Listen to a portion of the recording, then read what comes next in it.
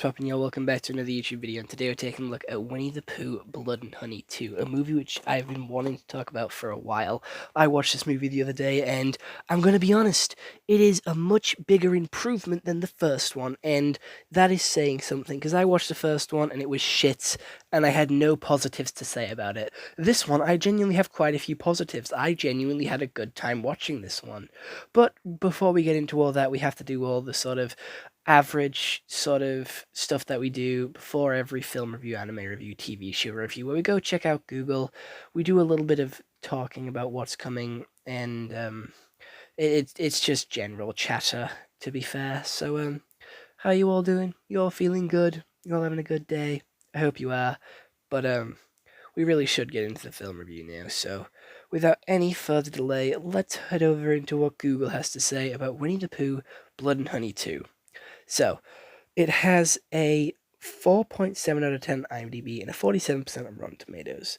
But not wanting to live in the shadows any longer, Winnie the Pooh, Piglet, Owl, and Tigger take their fight to the town of Ashtown, leaving the bloody trail of death and mayhem in their wake. It is a 1 hour and 40-minute movie, and it is supposedly a horror and slasher movie.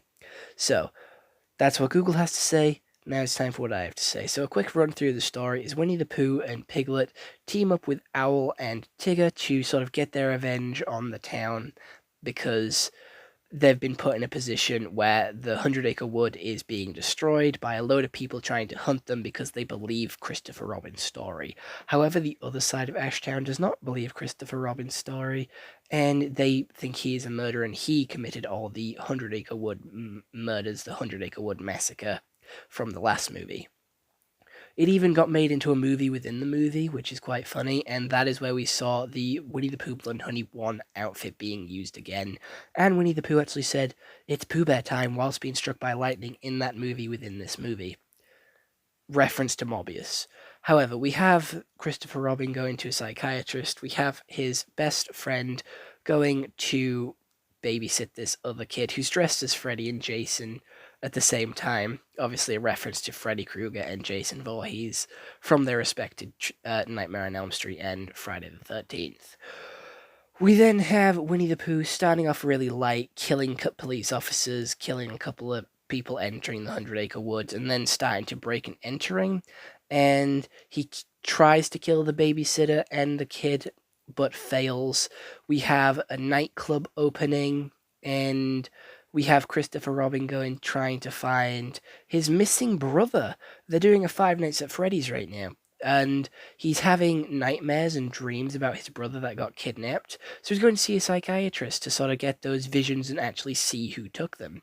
He figures out who took them, and it is the janitor at his old work, which is a hospital because he's training to be a nurse, and he goes to, threaten to kill him. Not helping his case with the police, gonna be honest. He gives the full story of he stole the kid and gave it to a scientist who experimented on the kids, and then killed them, and buried them. If that wasn't enough to give it away, which it's predictable as fuck and you'll understand in a second, we continue the story with Christopher just assuming his brother is dead. We then have him running back home to see his parents being killed by Winnie the Pooh, and that they took his little sister, who can talk to these creatures, by the way, and is sort of creating these bears and monster animals like Sid from Toy Story to scare away Pooh Bear as like little totems to keep them safe. Very creepy, very disturbing, and very psychotic, yes, I will admit. We then have the girl surviving, but his other best friend gets killed. He was wearing headphones in the shower, so he deserves it, honestly, but Owl acid vomits in his face and melts it. We then have Tigger and Pooh Bear absolutely demolishing in the nightclub, getting a load of kills, getting a load of action going, ranking up their skill points. We then have Christopher Robin being chased by Winnie the Pooh with a flaming chainsaw into the woods, doing a very Leatherface thing from Texas Chainsaw Massacre.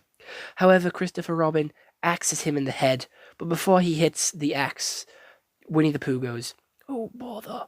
So he says his iconic line, which genuinely had me ecstatic and excited, like, holy shit, he said the thing. I genuinely sat up and was, pointing at the TV, like, holy shit, he said the thing, before he died. It's then revealed, and Christopher Robin finally twigs that, hey ho, won't you know, the people that were kidnapped from his party, all the way back when, turned into these creatures, and Winnie the Pooh is his brother. Whoa, Five Nights at Freddy's plot twist. We then have Tigger rubbing honey on the wounds of Piglet and Pooh Bear, saying another iconic line from the book, "Oh Pooh, you silly old bear, you don't have a brain." And they start to regenerate and heal. Because that's what they do. They can do that. They can regenerate and heal for whatever fucking reason. And then the movie ends with a load of drawings of Peter Pan, Pinocchio, Bambi, with Christopher Robin with them all. So Christopher Robin is definitely our antagonist here. But I'm going to be honest, I have a load of other pointers that I wanted to say that I haven't already mentioned. This film was funny as fuck. Tigger was doing a very scary Terry thing and saying bitch every single time.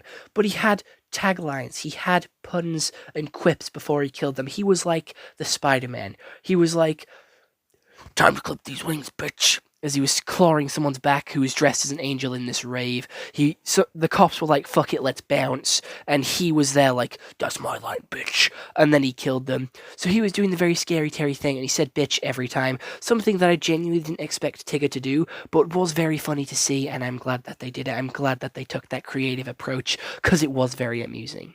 The costume design was a whole lot better, I am going to be honest. They looked a lot more menacing, and they didn't look as plasticky, and it didn't look like a mask. It genuinely looked like they were these creatures with the fur on their face, these sort of the sort of wrinkles and the eyes. They just looked like they were these animals, and it wasn't a mask, except on Kid Pooh that looked very fake, but Adult Pooh looked decent.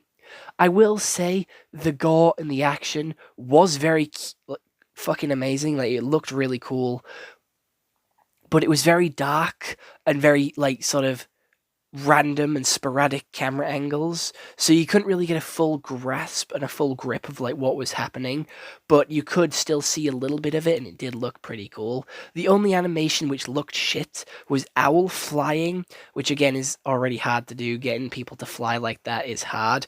And also Tigger's tail. Tigger's tail is obviously very iconic to him. He's very bouncy and flouncy. It's fun, fun, fun, fun, fun.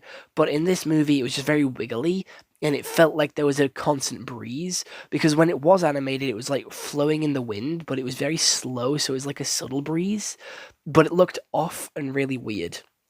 We also had Pooh Bear and Tigger running on all fours, which was very creepy to say there, very animalistic humanoids.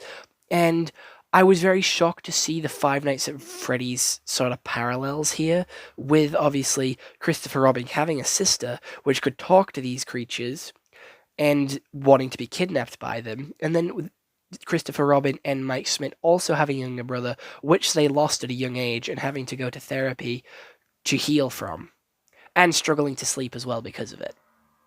Also, their little brother was turned into a monster.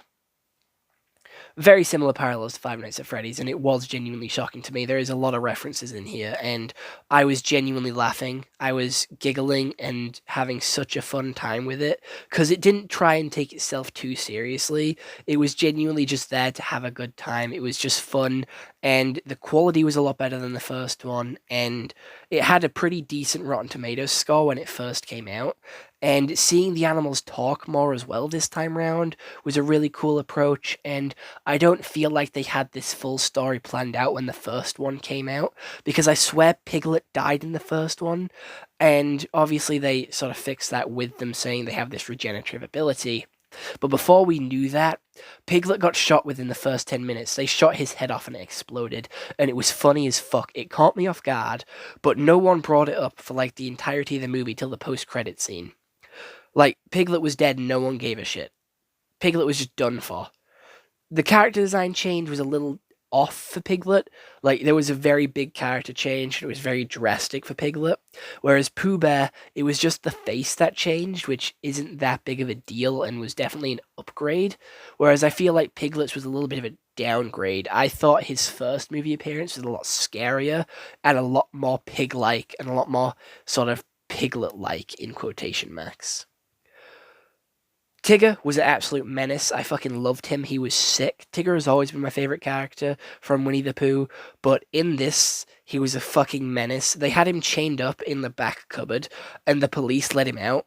And Tigger didn't even hold a grudge to Pooh Bear or Piglet for doing that to him. He was quite chill with it, to be fair, because he was seen wiping honey on their wounds and healing them.